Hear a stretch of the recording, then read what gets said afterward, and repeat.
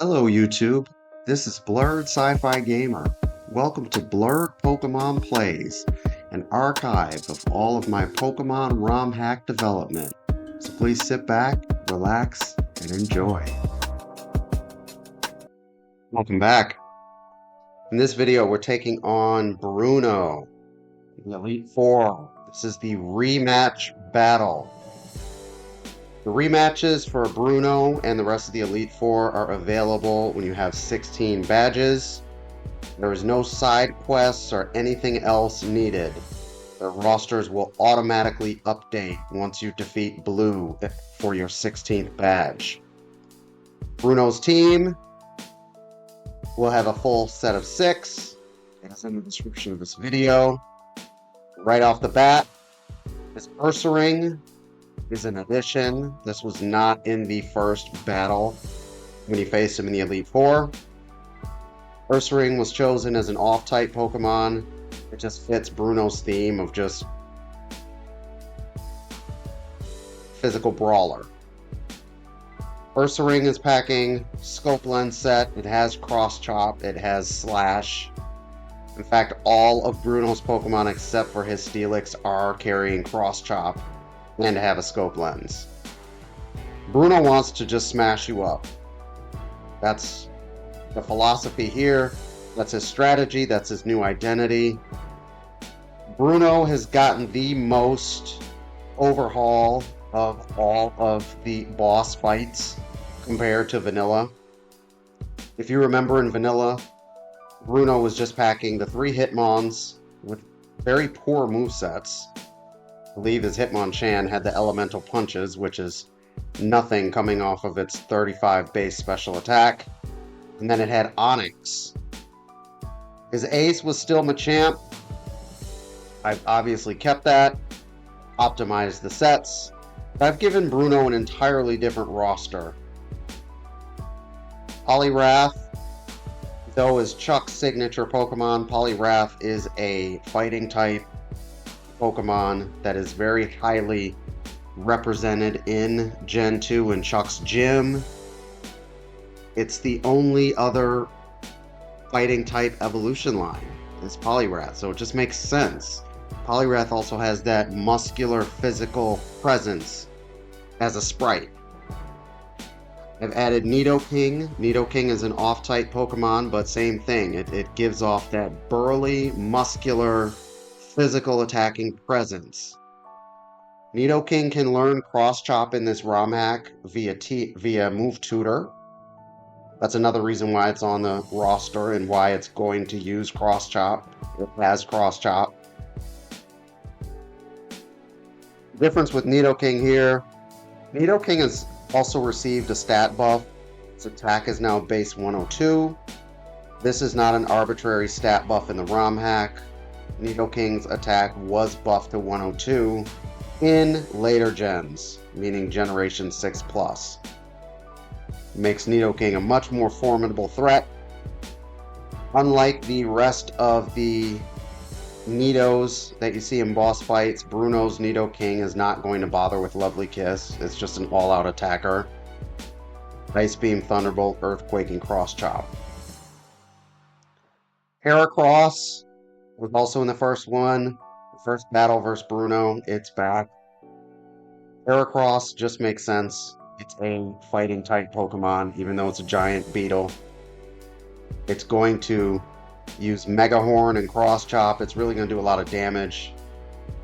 And Rock Slide being a TM in this ROM hack, you can see that Rock Slide can be used against birds to good effect.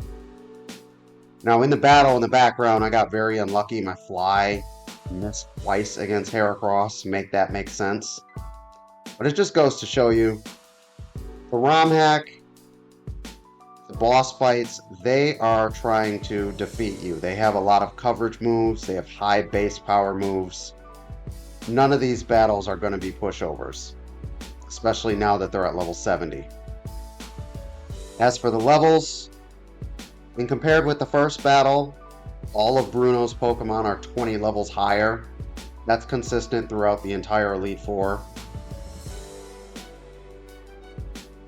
Not only does that make for a good challenge, if you wish to train for red or just level your Pokemon up to level 100 for the Battle Tower, the higher levels give your Pokemon more of a challenge, but more importantly, more experience points.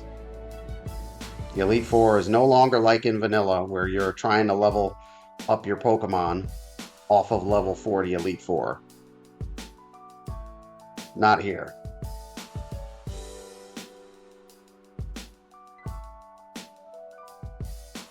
Bruno's ace is his Machamp, makes a return. No difference to the moveset, it's still Cross Chop, Earthquake, Rock Slide, and Fire Blast. Hits everything for a lot of damage. The only difference here is the level's been buffed by 20, but it's also holding a Scope Lens. Holding a Scope Lens paired with Cross Chop means it's going to crit pretty often.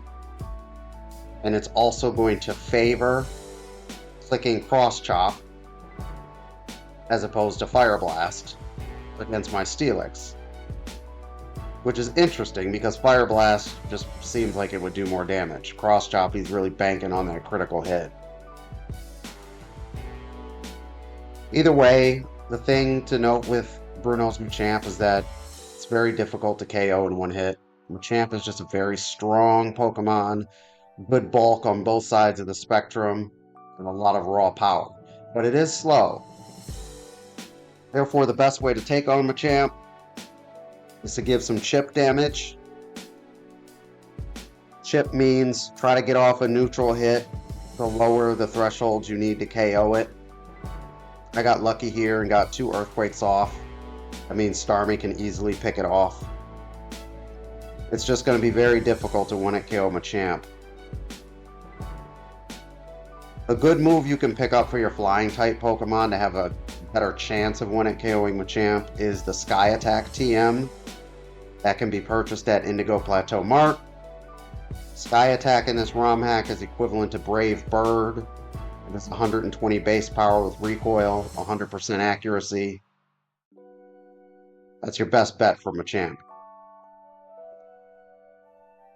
For the finale, Bruno, I still don't understand why in Vanilla, for the life of me, he had an Onix.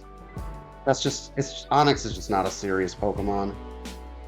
Therefore, in this iteration of Bruno, both in round 1 and round 2, you get a Steelix. Steelix has much better stats overall, better typing. His Steelix is running all-out attacker, Earthquake, Rock Slide, Iron Tail, and Explosion. It's also packing a Quick Claw. Hope that the RNG is on your side.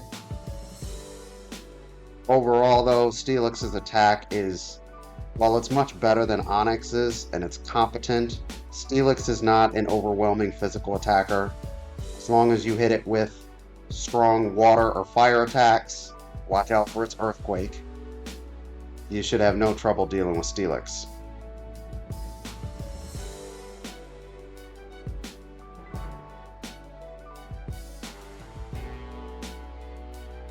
Thanks for watching. Please like, subscribe, and join our community.